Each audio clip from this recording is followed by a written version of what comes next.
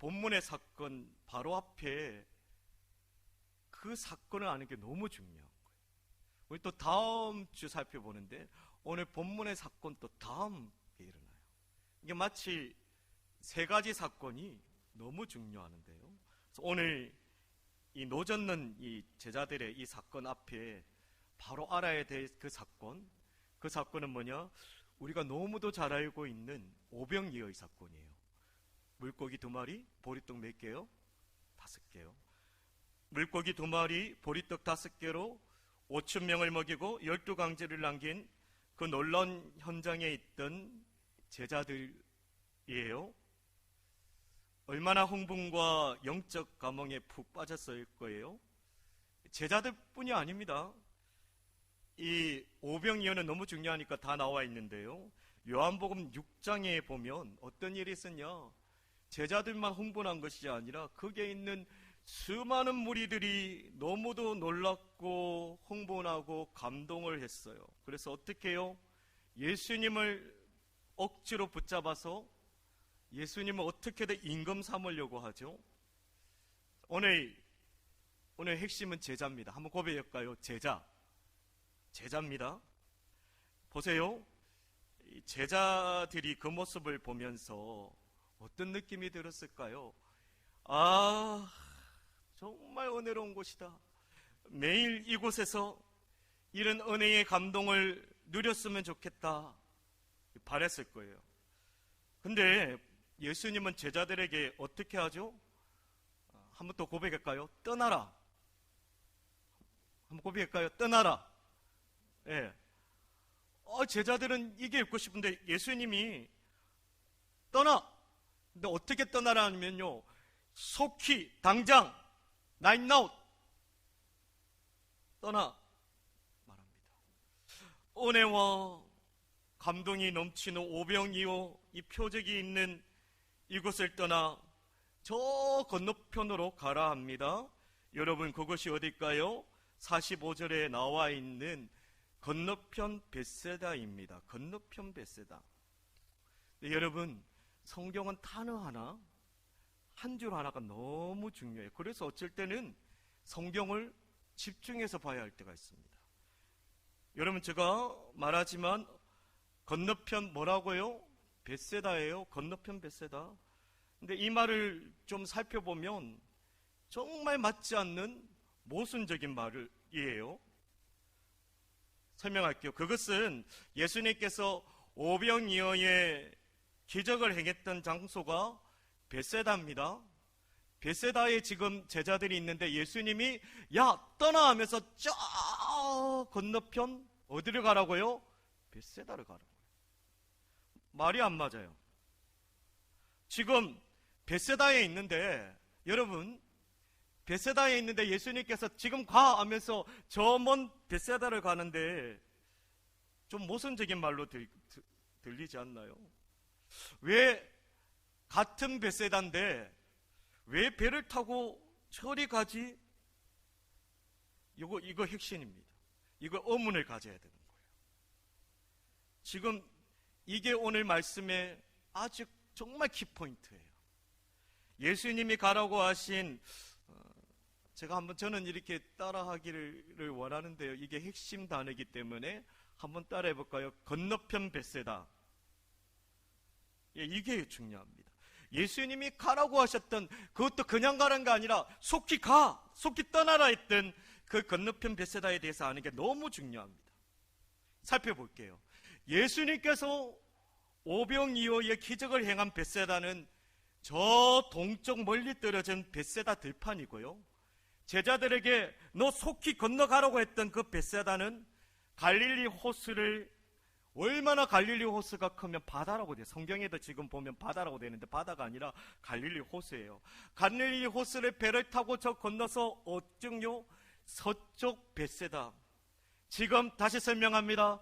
예수님께서 오병이어의 기적을 행했던 것은 동쪽의 벳세다 들판이고요, 예수님이 너 속히 가라고 했던 그 건너편 벳세다는 배를 타고 갈릴리를 지나 서쪽에 있는 벳세다입니다. 중요한 건 이겁니다. 서쪽에 있는 벳세다, 건너편 벳세다. 이게 중요해요. 아까 말했죠. 이게 중요하기 때문에 여러 성경에 나와 있다고요.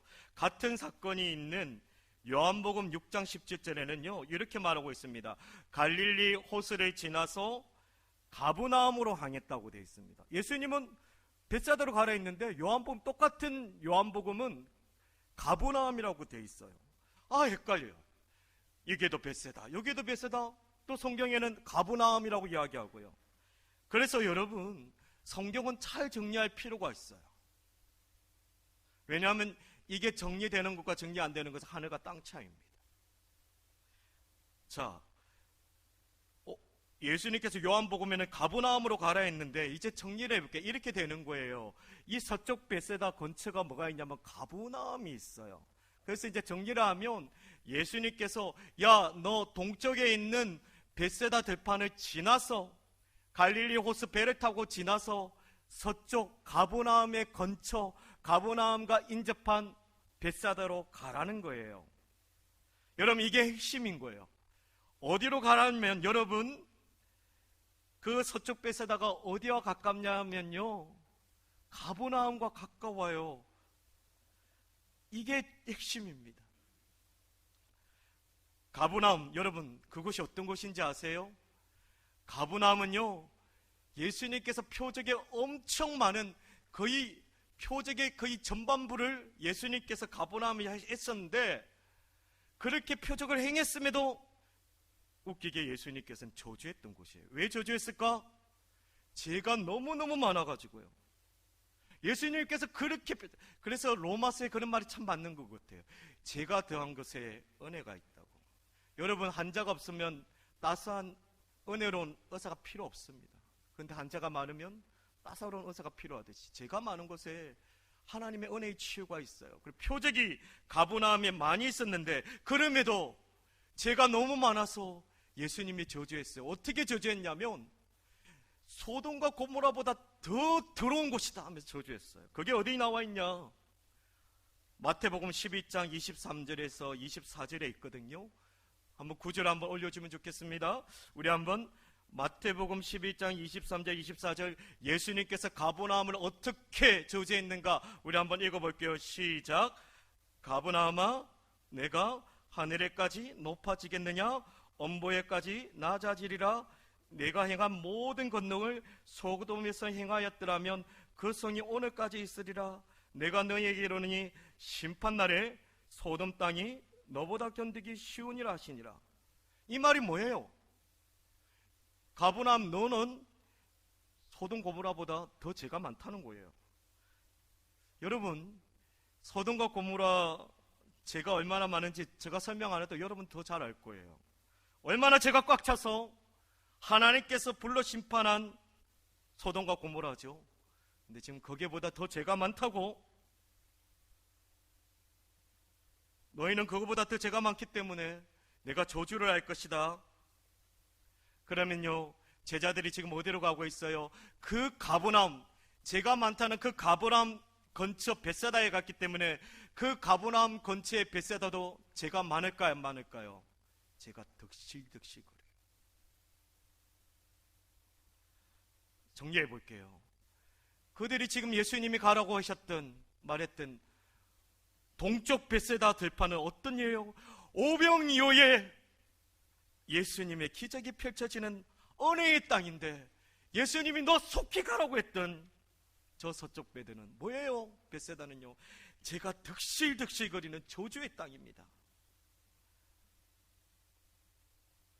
그것으로 당장 가라 하는데 여러분 제자들의 마음이 어떨까요? 묻겠습니다. 제자들의 순종의 마음이 들겠어요? 여러분이면 희수야 너 은혜의 땅 있지 말고 저 저주의 땅 가. 어때? 또 하나 설명합니다. 제가 말했죠. 건너편 벳사다를 알아야 핵심입니다. 건너편 벳사다는 죄로 뒤덮인 저주의 땅일 뿐만 아니라 그게는요 또 아주 사자굴과 같이 위험한 땅입니다. 그 이유는 예수님께서 오병이어 기적을 행했던 저 동쪽 벳사다 들판에 온 이유와 상관이 깊어요. 왜냐하면요, 바로 얼마 전에 어떤 일이 있었냐면, 저 가버나움 있잖아요. 갈릴리 가버나움 쪽에 어떤 일이 있었냐, 그곳을 다스리는 분봉왕 헤롯, 정확하게 헤롯 안티파스가 있는데요, 어떤 일을 했냐, 바로 그 유명한 세례 요한을 목을 쳐 참수했습니다. 세례 요한 목을 참수했기 때문에 최고의 영적 지도자를 참수한 무시무시한 상황에서 예수님의 사역은 표적이 될 수밖에 없습니다. 세례 요한의 다음 타깃, 예수님이 얼마든지 될 수 있습니다. 예수님의 공생의 사역을 위해, 지금 예수님의 공생의 초창기거든요. 이 사역을 하기 위해서는 어때요? 이 헤롯 안티파스를 벗어나야 됩니다. 그래서 배를 타고 갈릴리 호수를 지나 헤롯 손길이 미치지 않는 동쪽 베세다 들판으로 가는 것입니다. 정리할게요. 위험을 피해서 이곳까지 왔는데 지금 뭐예요? 속히 당장 저 위험한 곳으로 가라고 하는 거예요. 한나야, 어때?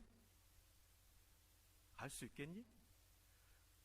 제가 많은 저주의 땅도 가기 싫은데 저게는 사자굴이에요. 갈 수 있겠어요? 가고 싶겠어요? 저는 힘들 것 같아요. 어때요, 여러분? 갈 수 있겠어요? 근데 예수님은 가라고 하십니다. 왜요?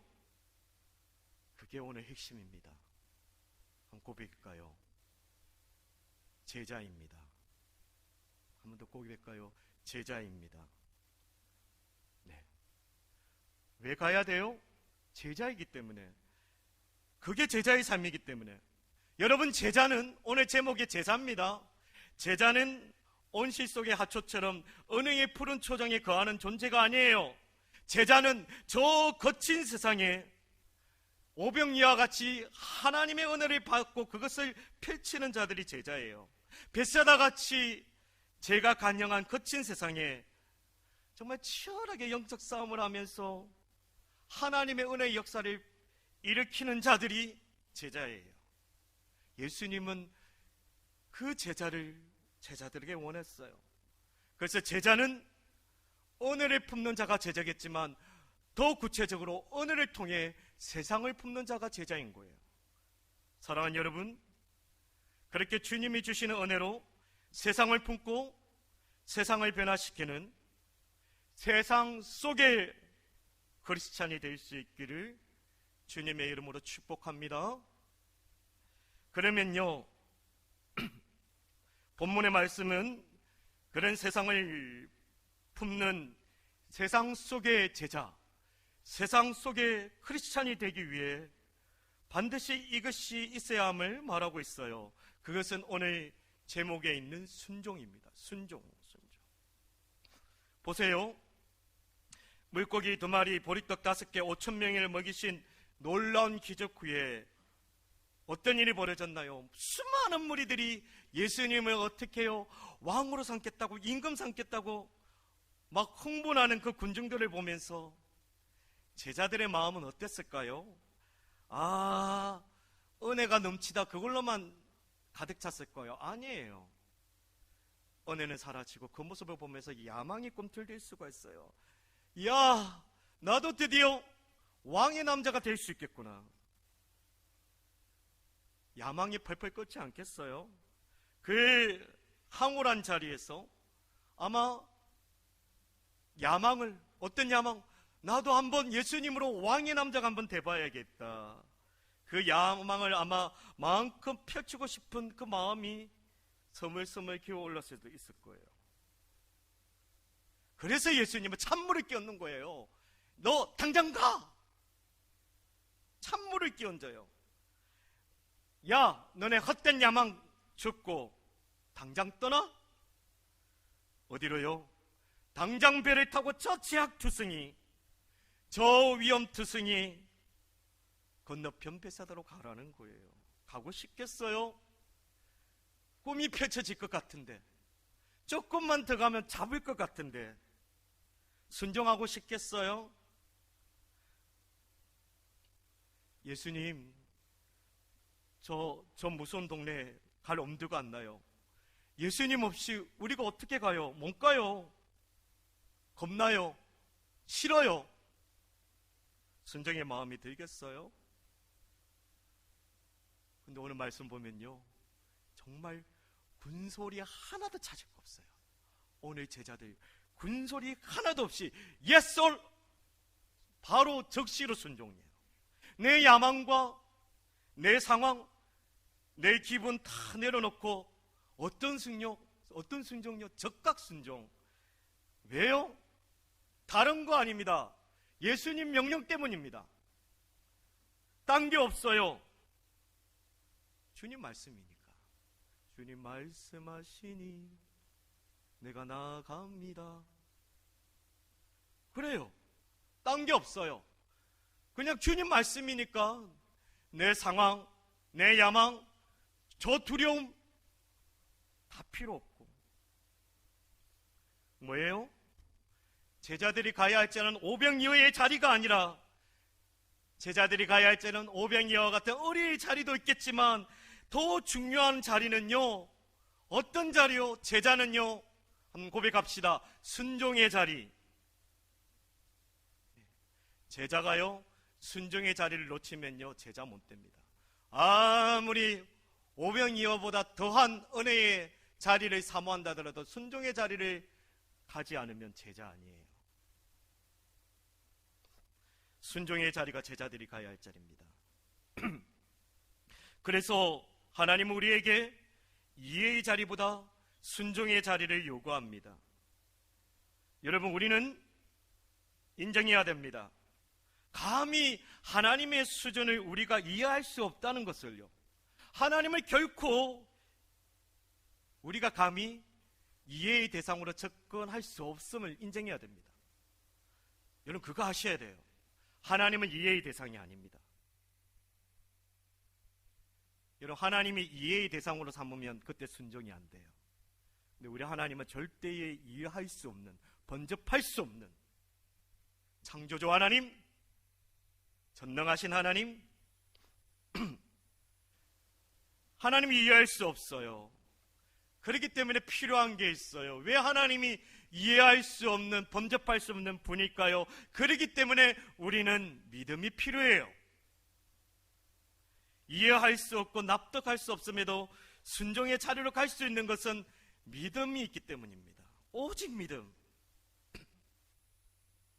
근데 중요한 건 내 이해를 떠나 오직 믿음, 오직 믿음으로 그분 음성에 순종하면요, 놀랍게도 그분을 이해하는 것보다 더 큰 깨달음, 그게 뭘까요? 임재예요. 그분을 이해하려고 다가가면 절대 한 톨도 알 수 없지만, 이해할 수 없지만 믿음으로 순종하면요, 이해를 뛰어넘는 임재를 체험하게 돼요. 아멘이십니까? 감히 이해할 수 없는 그분과 함께하는 행복을 누리는 거예요. 그래서 주님의 임재를 누리는 길은 예리한 지성이 아니에요, 이성이 아니에요, 이해가 아니에요. 믿음과 영성에서 오는 뭐예요? 순종이 있습니다. 믿음이 있나요? 순종하지 않으면 그건 바른 믿음이 아니에요. 순종함이 없는 믿음은 하나님의 임재를 경험할 수 없어요. 여러분, 주님을 알고 싶어요? 주님을 경험하고 싶어요? 오직 믿음이에요. 믿음으로 그분을 신뢰하고 믿음으로 순종하는 겁니다. 그러면 우리는 제자들처럼 예수님을 경험할 거예요. 오늘 제자들이 예수님을 경험하거든요. 무엇을 통해? 순종을 통해.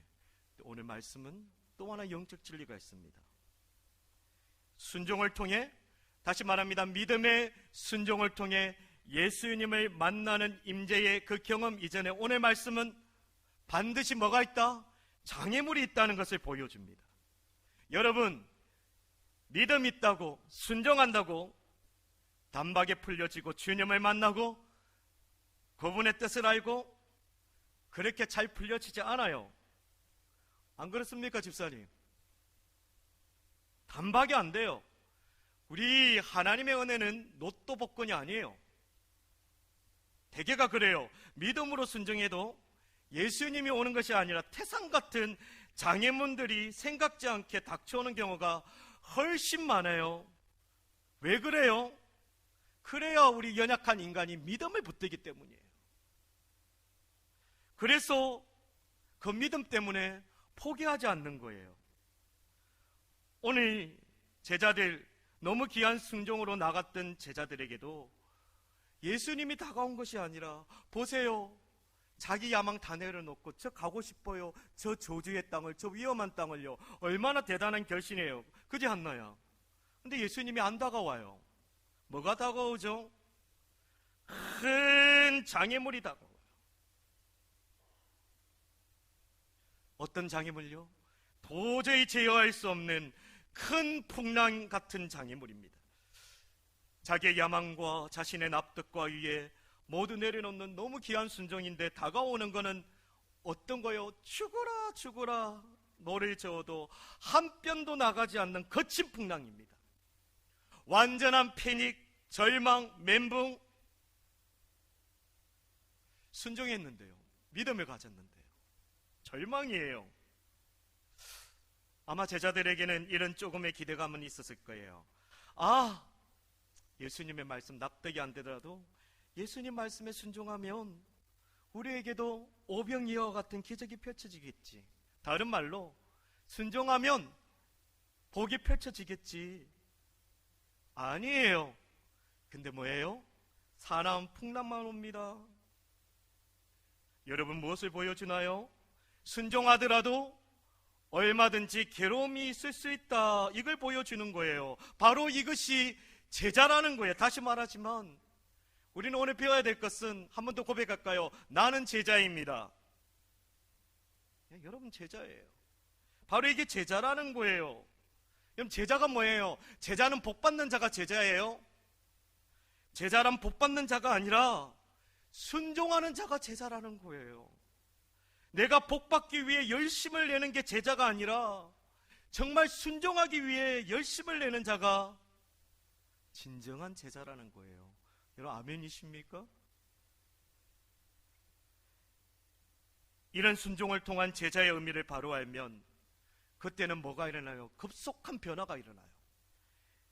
순종을 통한 제자의 의미를 바로 알면 내가 복받기가 아니라 내가 순종하기 위해서 믿음으로 더 나아가야지 하면 놀라운 신앙의 변화가 있는데, 신앙이 깊어지고요, 신앙의 강도가 단단해지고요, 다른 말로 신앙의 놀라운 진보가 일어나는 거예요.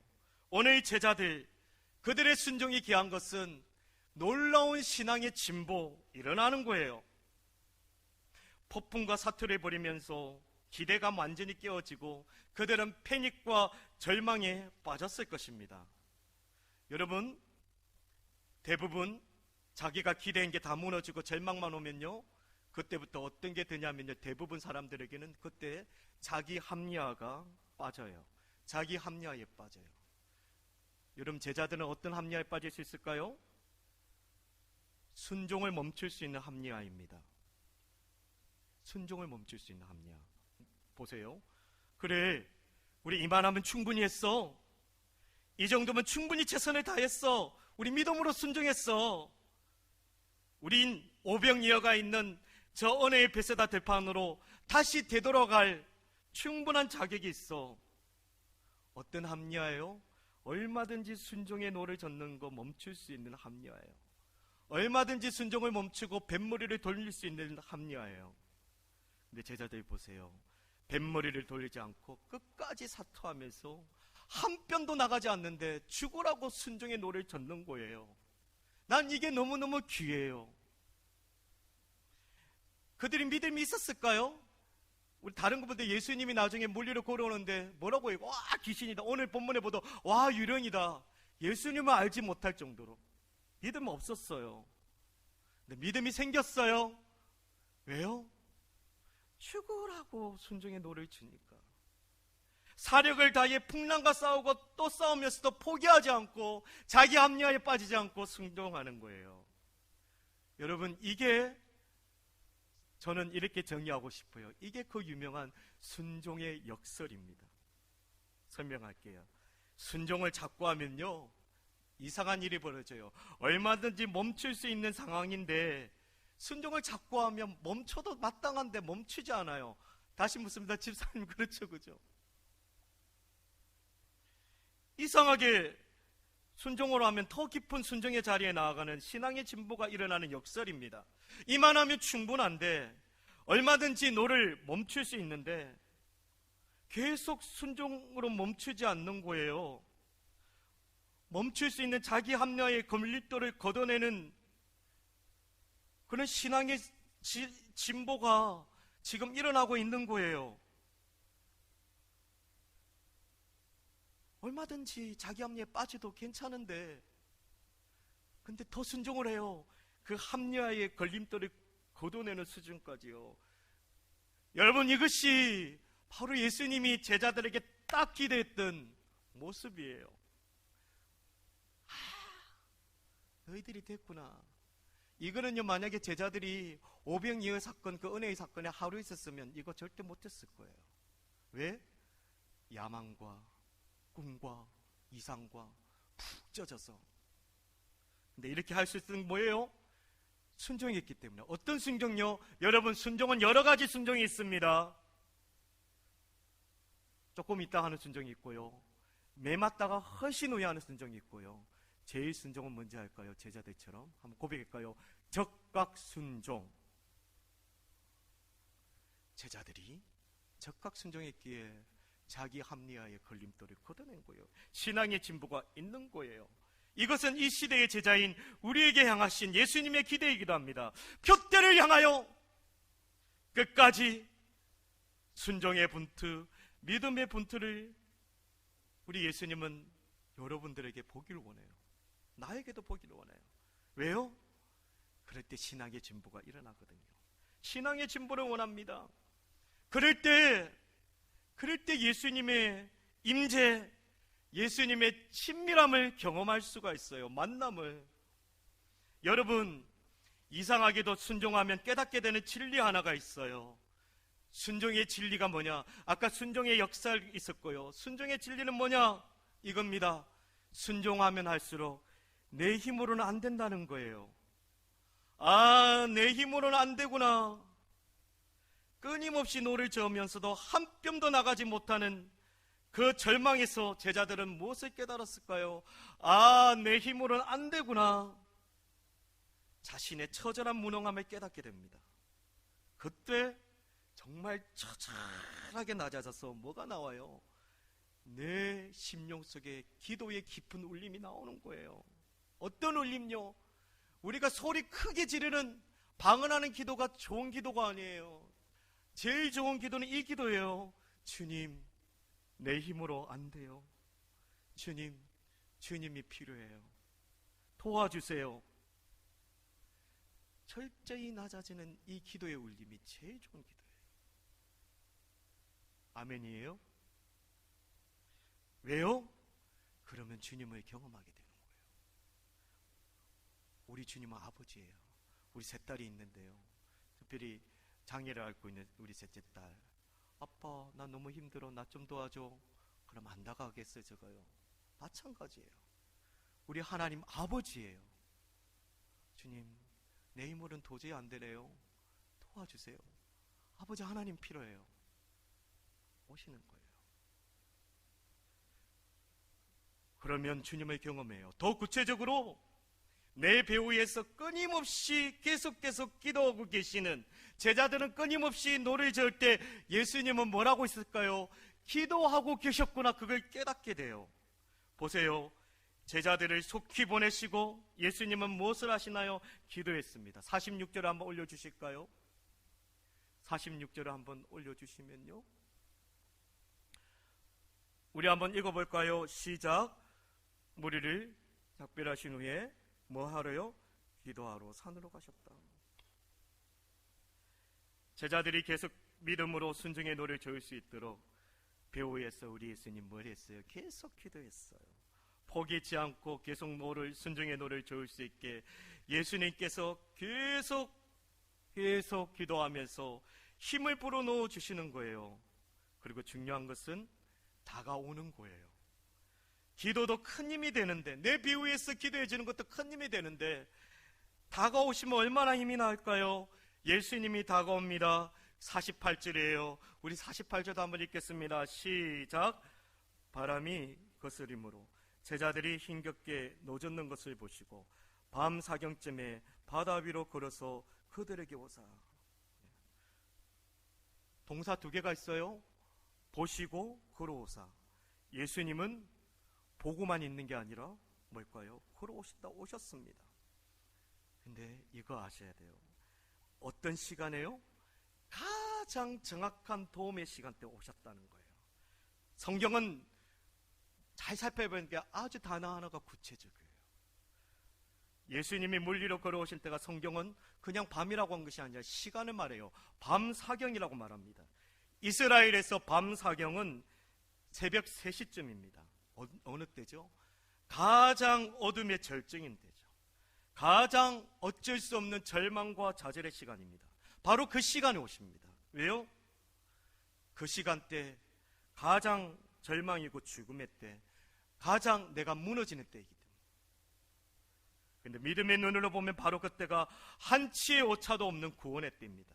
다른 말로 우리는 예수님에게 지금 도와달라고 하지만 우리 예수님은 아직이라고 말합니다.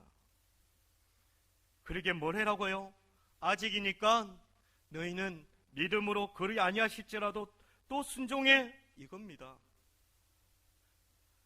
주님 지금 도와주세요. 그때 주님 도와주면 우린 순종을 안 해요. 지금요? 아직이야. 너 그리 아니하실지라도, 장애가 오더라도 순종해봐. 그럼 어떻게 와요? 우리의 생각을 넘어서 가장 맞는 시간에 도움의 손길로 구원자로 오시는 것입니다. 그래서 음성을 바래요. 걱정마, 안심해, 내가 있어. 그게 오늘 본문의 말씀이에요. 걱정마, 안심해, 내가 있어. 사랑의 음성으로 다가와요. 우리 한번 50절인데요.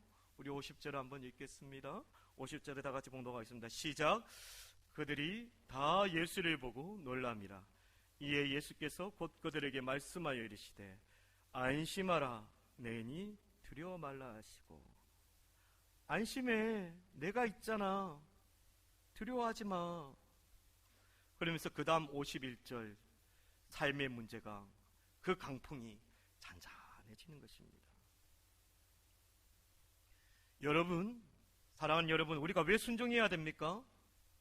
순종하면요, 내가 할 수 없음을 배우고요, 내가 할 수 없음을 깨달을 때 그때 연약한 인생은 그분을 찾게 됩니다. 그래서 순종하면요, 예수님 그분을 경험할 수 있어요. 그래서 어떤 고백이 나와요? 그래서 순종을 통해 이 고백이 나와요. 결론적으로 예수님, 내 인생은 내 것이 아니라 주님의 것입니다. 내 인생은 내 인생이 아니라 주님의 것입니다. 우리 한번 마지막으로 고백할까요? 내 인생은 주님의 것입니다. 그게 제자예요. 그게 순종을 통해서 진정 찾으시는 제자예요. 내 인생은 주님의 것입니다. 그런 자에게 역사가 일어나요. 인도에서 평생 선교사로 보낸 스탠리 존스 선교사님이 있어요. 책도 냈고요. 아주 놀라운 일이 벌어지는데요. 무려 나이가 89세입니다. 89세 잘 고동도 못하는 나이잖아요. 아주 오래전 때예요. 그런데 중풍으로 쓰러졌어요. 우리 집사님도 요양병원에 계시니까 잘 알잖아요. 89세예요. 중풍으로 쓰러졌어요. 답이 있어요? 인생 끝난 거잖아요. 인도에서 치료가 안 되니까 스탠리 존스 선교사님 미국 보스턴에 있는 병원으로 입원하게 됐어요. 그런데 89세의 노년에 중풍, 반신불수, 답이 없는데 이 선교사님이 치료를 받으면서 의사, 간호사에게 이상한 요청을 했습니다. 나를 보면 꼭 말해주세요. 나사렛 예수 그리스도의 이름으로 명하노니 스탠리야, 일어나 걸어라. 뭐예요? 바로 사도행전 베드로가 안전뱅이를 이렇게 말씀이죠. 지금 선교사님은 그 말씀을 지금 믿음으로 믿고 순종했기에 그 부탁을 하는 거예요. 의사 간호사는 나는 베드로도 아니고 부흥사도 아닌데 어떻게 할 수 있어요? 그런데도 선교사님 요청합니다. 주님의 말씀은 지금도 순종하는 자들을 통해 역사하시는 살아있는 말씀, 영과 혼과 간절과 골수를 쪼개는 능력의 말씀, 하나님 말씀은 살아있어요. 돌려주세요. 하도 강하게 부탁하니까 의사 간호사들이 치료할 때마다 하는 거예요. 나사렛 예수 그리스도 이름으로 명하노니 스탠리야 일어나 걸어라. 그러면 선교사님은 아멘 대답했습니다. 우습지 않나요?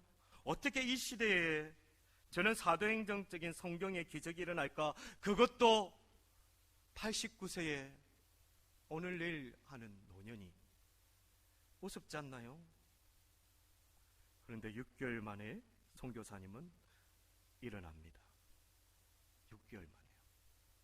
더 감동적인 것은요, 이 선교사님이 90의 나이도 제자들처럼 순종의 노를 놓지 않았다는 거예요.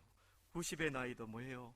또 선교사의 노를 젓기 위해 어디를 갔다고요? 저 바다를 건너서 저 인도로 다시 가는 거예요.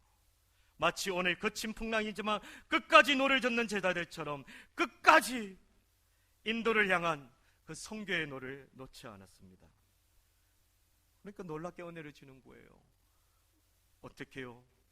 예수님이 제자들과 함께 하듯이 예수님이 이 선교사님과 함께 하면서 90살 이후에 인도에서 더 건강하게 사역하면서 아름답게 생을 마감했습니다. 여러분, 선교사님 순종에 역사하신 그 주님이 바로 저와 여러분의 주님임을 믿을 수 있기를 간절히 바랍니다. 그러기에 여러분의 인생을 다 주관하시고 다 아시고, 그래서 그분 손에 순종으로 여러분의 인생을 맡기면 역사하심을 믿으면 좋겠습니다. 믿습니까? 순종한다고 해서 여러분 절대 복 임하지 않아요. 순종하면 만사형통, 그게 제자 아니에요. 복은 오겠죠. 만사형통 되겠죠. 그러나 풍랑이 더 와요. 그럼에도 순종하는 게 제자이고, 그럼에도 순종하면 예수님이 찾아오는 복. 여러분, 일확천금의 복보다 더 좋은 복은 예수님이 찾아오는 복임을 여러분 청년 때 먼저 믿으면요, 더 아름다운 주님의 제자가 될 줄 믿습니다. 여러분, 만사형통보다 예수님을 만나는 걸 최고의 복으로 여길 수 있기를 축복합니다. 그러면 주님과 함께하는 능력의 제자로 한골탈퇴합니다. 신앙의 진보죠. 사랑하는 여러분, 사랑하는 청년 여러분, 끝까지 순종함으로 예수님의 손길에 붙잡히는 예수님의 기쁨이요, 예수님의 영광의 제자가 되는 저와 여러분 될 수 있길 주님의 이름으로 축복합니다. 이런 마음으로 아까 불렀죠, 우리 주제곡 주님 말씀